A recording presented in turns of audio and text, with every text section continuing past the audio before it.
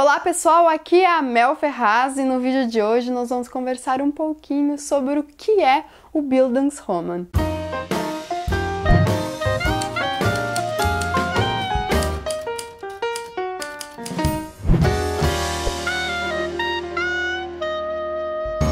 Falando da terceira categoria do Desafio Literaturis 2019. Esse vídeo então é para as pessoas que querem esclarecimento do conceito do que é o Bildungsroman, mas também para as outras pessoas que não estão participando e que são curiosas.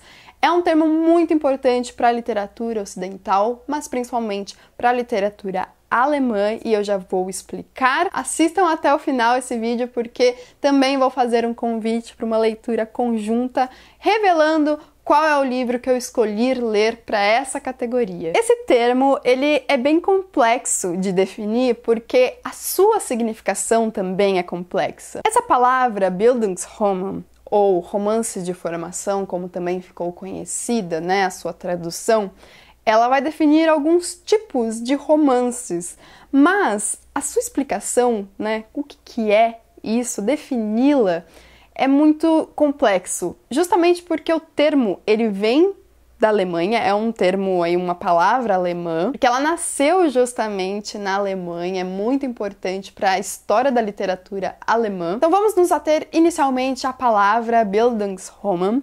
Roman, aí a segunda parte da palavra, vem do latim vulgar, que por sua vez originou o termo francês romance, caracterizou narrativas mais longas do que se costumava produzir e ler na época, nas quais aí você tinha um protagonista e a sua relação e divergências com o mundo. Até o século XVIII, a epopeia, principalmente a epopeia, era o gênero mais lido e produzido e escrito. E eu estou falando de poesia, de versos. Vejam que o gênero literário predominante da época, até então, era bem diferente do que nós estamos acostumados hoje. Portanto, é uma virada muito importante para a gente. Vai desembocar no que nós estamos realmente acostumados a consumir, a ler, a escrever hoje em dia. Porém, é no século XVIII que na França, na Inglaterra e na Espanha nós temos aí o grande exemplo de Dom Quixote,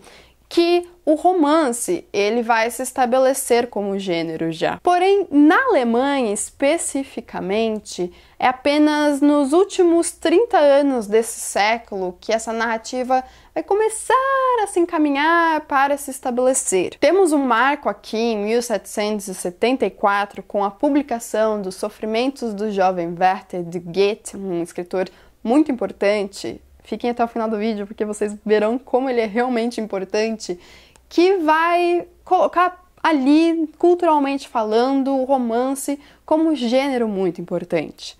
Vai ser uma época de amadurecimento desse gênero e do seu estabelecimento também perante a sociedade. Até então, esse tipo de narrativa era tida como algo muito menor, principalmente voltado aos romances românticos. Então, não era tão assim valorizado. E voltando então à palavra em si, a primeira parte, eu estava tentando fugir um pouquinho dela, porque ela é a parte complexa daqui, o Bildung, evoca muitas concepções diferentes. Em uma só palavra, nós temos várias ideias, gente. A primeira noção, ela se relaciona com a formação do caráter do personagem. Já a segunda é uma ideia de processo, na qual nós vemos uma sucessão de etapas que vão aperfeiçoar o indivíduo. E já a terceira, né, por fim, essa última aí das três que eu considero as mais importantes ideias relacionadas ao termo, nós temos a ideia então de educação. Num enredo, né, do Bildungsroman, nós temos um personagem principal que está envolvido com tudo isso, com a formação do seu caráter, com uma sucessão de etapas aí para aperfeiçoá-lo e também a sua educação, formal ou informal, mas sobretudo formal. Acontece que o termo, na sua origem principalmente, hoje ele perdeu um pouco isso, mas vamos voltar lá no começo dele. Ele está muito atrelado ao surgimento, à ascensão, sobretudo, da burguesia. Nós estamos falando do século XVIII, principalmente do século XIX, então esse termo aí, que significa classe média do período, é muito importante aqui sim. O Bildungsroman seria então uma instituição social que, através de um mecanismo literário, vai tentar representar a burguesia incipiente da época, por conta desse veículo que começa a se firmar também na época. Vejam que está muito atrelado ao surgimento da burguesia enquanto camada social muito importante economicamente falando, mas também, então, esse gênero literário que vai aí representar algo. E a burguesia encontra nessa representação uma identificação muito importante para si. Por quê? Nós estamos falando aqui da transição entre a idade moderna para a contemporânea, sobretudo, mas também aí com um pé no feudalismo por conta do surgimento do burguês através dos burgos, que eram as cidades da época, daí que vem o termo burguês, burguesia. Eram os homens que viviam nos burgos, portanto, esses homens livres, eles não eram nem camponês, nem servos, muito menos nobres. Por conta disso, eles estão inseridos num lugar intermediário que não é nem lá, nem cá, nem acolá. Então, esse lugar mediano gera uma angústia neles por conta da sua emancipação política. Para ela acontecer, eles precisavam se firmar enquanto classe social. A formação do burguês, ela tinha que ser voltada para o utilitarismo. Ela não poderia ser igual à dos nobres, que seria então universal, porque o sustento deles já era garantido pelo trabalho de outras pessoas. Então ele vê que para ele a sua formação ela é muito limitante, inflexivelmente limitante, porque ela é justamente atrelada a uma atuação, um lugar de atuação muito bem definida e que tinha um limite que o incomodava. Isso vai refletir na sua busca pelo autoaperfeiçoamento e também para a educação universal.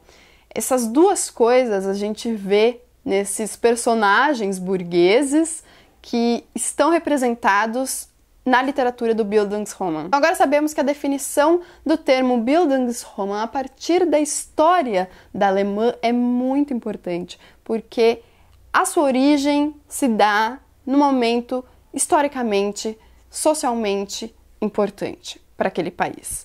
E vamos falar do surgimento, então, quando que começaram a usar o termo Bildungsroman propriamente dito. Em 1810, um professor da Universidade de Dorpat, chamado Karl Morgenstern, ele definiu esse conceito, ele usou esse conceito definindo como a formação do caráter.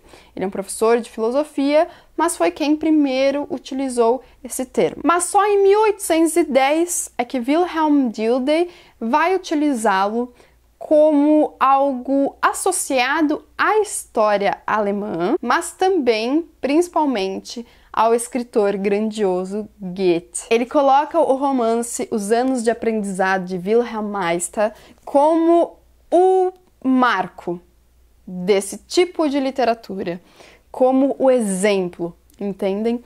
E a partir disso ele vai dar então o tom mais intelectual e literário para o termo. Porém, até então, o Bildungsroman seria mais uma característica local da Alemanha. Foi só em 1926 que uma professora também ela vai meio que generalizar o termo, principalmente da forma que nós hoje o conhecemos. Melita Gerhard vai fazer isso, colocando pra gente a definição do enredo do Bildungsroman como algo envolvendo um protagonista, a sua problemática e adaptação com o mundo. Mas também aqui é digno de nota que em 1960 o escritor Thomas Mann, no livro, deixa eu ver aqui, Confissões de um Apolítico, vai definir esse termo aí muito atrelado também à história da Alemanha. Ele também já usou esse termo, já falou bastante sobre isso, principalmente nesse livro, mas eu acho que pra gente aqui vai interessar muitíssimo essa generalização do termo, porque é o que a gente conhece hoje em dia pelo romance de formação. Se não fosse dessa forma, nós não poderíamos considerar muitos livros como O Sol é para Todos como um romance de formação, simplesmente porque eles estariam deslocados do contexto histórico que originou o Bildungsroman. Mas é claro que se fosse assim, o termo, né, essa categoria literária, meio que iria morrer, né? Porque já se passaram aí, eu acho que 2 séculos, mais ou menos. Então, eu gosto muito dessa ideia mais abrangente, a partir da qual a gente pode inserir muitas outras obras. Então, principalmente aqui, nós que estamos aí seguindo o desafio literatura e se temos que escolher um livro para essa categoria, vamos definir entre a gente essa ideia mais geral do termo. O Bildungsroman, ele representa a trajetória de um protagonista bem intencionado, que no final ele vai encontrar um aperfeiçoamento efetivo, porque ele atingiu o equilíbrio entre a conformação do seu interior e também as relações sociais do exterior. Essa unanimidade quanto à questão do aperfeiçoamento individual, então desse indivíduo que é o protagonista da história. Eu poderia escolher muitos outros livros que eu quero muito ler, porque a quantidade de livros para essa categoria, incríveis, clássicos, é absurda. Mas eu vou deixar essas indicações no link ali embaixo para vocês, tá? Acessem ali se vocês ainda estiverem em dúvida quanto ao livro que vocês vão escolher, mas fica aqui o meu convite para vocês lerem comigo o livro que eu escolhi, porque, gente, não tem como fugir. Esse livro aqui, Os Anos de Aprendizado de Wilhelm Meister, tá na origem, é o que, sabe, tá ali na história, então eu não posso perder essa oportunidade. Junto comigo, quem vai lê-lo é a Isa do Lido Lendo, então nós estamos aqui fazendo o convite para você ler com a gente numa leitura conjunta esse livro aqui. Ele não é pequeno, tá? Ele é um calhamacito, mas nós vamos daí dar um mês de leitura conjunta. Fizemos uma tabela para a gente acompanhar a quantidade de páginas por dia. Vou deixar ali embaixo essa tabela para você conferir, se você for participar, o que será maravilhoso. Então, essa leitura conjunta vai trazer aí um quentinho no meu coração, porque, sério, esse livro ele é realmente muito importante para a literatura ocidental, não apenas para a literatura alemã, porque aí, né, definiu um tipo de romance. A leitura conjunta ela começa no mês que vem para dar tempo de todo mundo ir atrás do seu exemplar, seja em biblioteca, em livrarias, online, enfim. Eu já não lembro mais a data, mas está aparecendo na tela agora para vocês. De qualquer forma, todas as informações estarão ali no box de informações junto da tabela para vocês, tudo bem? Nos meus estudos, na minha pesquisa para compor o roteiro desse vídeo, eu utilizei esses 2 livros aqui, o Cânone Mínimo, o Bildungsroman, na história da literatura da Vilma Patrícia Mas, que se não me engano é uma professora da Unesp, e também o Burguês do Franco Moretti ficam aqui como indicações minha para vocês que querem ler algo. Esse daqui, o Cânone Mínimo, né? Metade dele é sobre justamente o Wilhelm Meister, tá? Se você for ler também, quiser um texto de apoio, tá aqui já indicado para você. Estou muito feliz de dar continuidade ao nosso desafio literatura e trazer esse tipo de vídeo para vocês. Espero que vocês tenham gostado. Se gostou, não esqueça do seu joinha aqui embaixo, que para mim é muito importante. Se inscreva no canal se ainda não for inscrito e a gente se vê no próximo vídeo. Um grande beijo e até lá. Tchau, tchau!